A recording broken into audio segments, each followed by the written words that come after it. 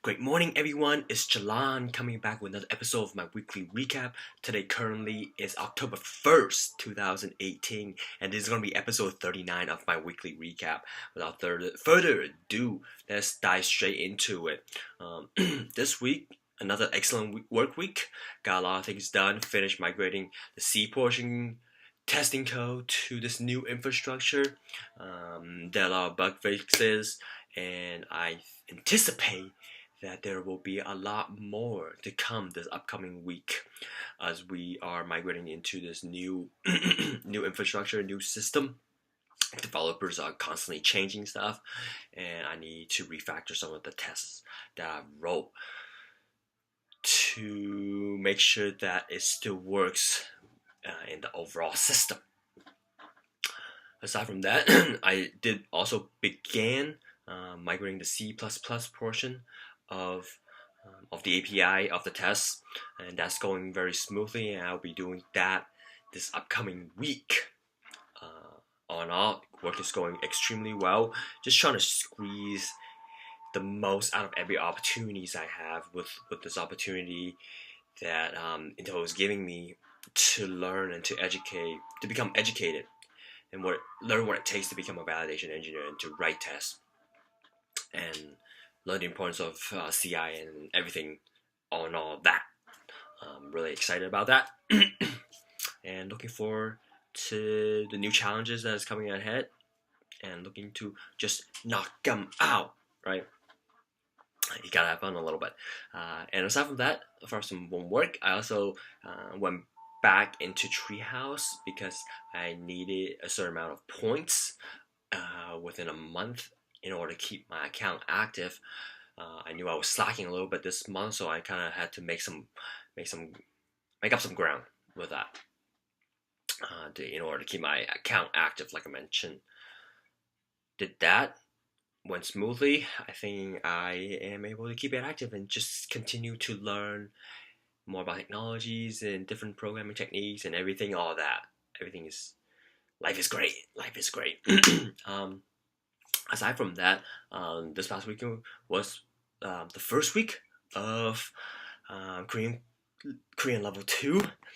What I found is that I was almost a little bit terrifying going into the class, primarily because it was a new teacher. I didn't know what to expect, and just like I have expected, I went in there. I was terrified when the teacher asked me to read because I knew I wasn't at the same level. The expectation wasn't the same as from the previous teacher. At the time, I also got a little bit scared. I thought, oh my God, all these crazy thoughts came to my mind of what if I'm not good enough? What if I am just not proficient enough? What if I am the guy who's at the bottom of the class, who everybody's looking down on? Oh, he's not the very good guy, right? In terms of proficiency and being able to communicate. And all these negative thoughts just came into my mind, and I had to gather myself in the moment. When I was in the moment, it was hard for me to pull myself up and gather my thoughts. And now, as I'm throughout the week, when we were not in class and started reflecting on the emotions and the feelings I was experiencing, the sense of fear and being scared, really analyze that and why I was thinking that, and reverse engineer it to a way that I can tell myself that I can do this. I'm gonna keep up. I am enough. So this has been very interesting to see my